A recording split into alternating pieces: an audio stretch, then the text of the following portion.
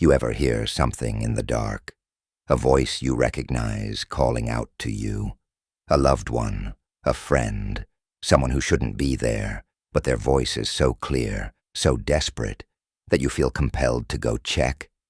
That's SCP-939, and that's the last mistake you'll ever make.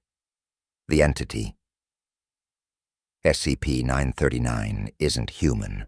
It just sounds like it is. Imagine a creature over 2 meters tall, its body covered in red, leathery skin, completely devoid of pigmentation, like something that's never seen the light of day. It moves on all fours, but don't let that fool you. This thing is fast, very fast.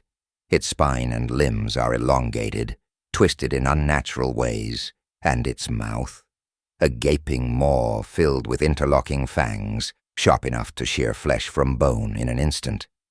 But the worst part, no eyes, no vision, nothing, just empty sockets where its gaze should be. You might think that makes it weak, that maybe, just maybe, if you stay quiet enough, you could sneak past it. But here's the thing, SCP-939 doesn't need eyes. It feels you.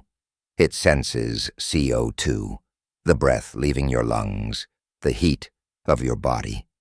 If you're alive and breathing, it knows exactly where you are, and there's nowhere you can hide. With many voices, but SCP-939's real horror, the reason it's so dangerous, it doesn't just hunt you, it lures you. See, SCP-939 doesn't have vocal cords, at least not like you and I do. Instead, it remembers, it mimics, it listens to its prey, absorbs their voices, their cries, their last words, and then repeats them, and it's perfect at it. Imagine walking through an abandoned building, a darkened hallway, an underground tunnel, silence all around you.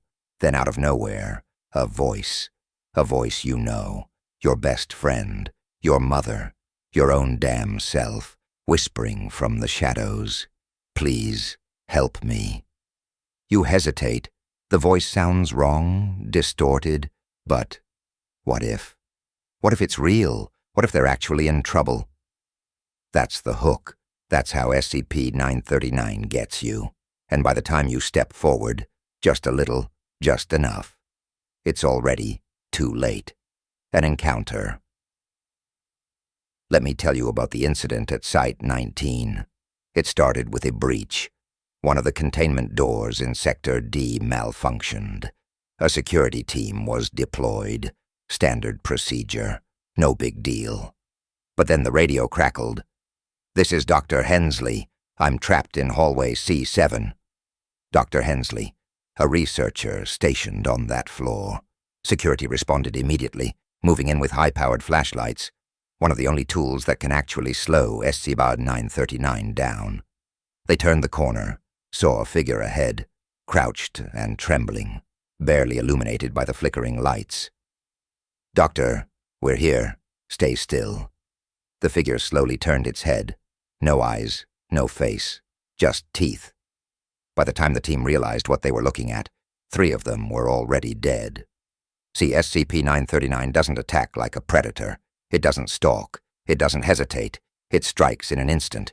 It moves in a blur of claws and teeth, taking out its victims before they can even scream. And the worst part, the moment it was over, the moment the last soldier dropped, the creature stood up and spoke. "Help. Me." In the voice of the man it had just killed. Containment and survival. We keep SCP-939 locked up in soundproof containment cells, isolated in reinforced concrete chambers where its voice can't travel. But breaches happen, and when they do, there's only one rule: don't listen. If you ever hear someone calling for help in an abandoned building, if a voice, too distant, too wrong, echoes through the walls, if you hear your own voice whispering back at you from the dark, run, and don't look back.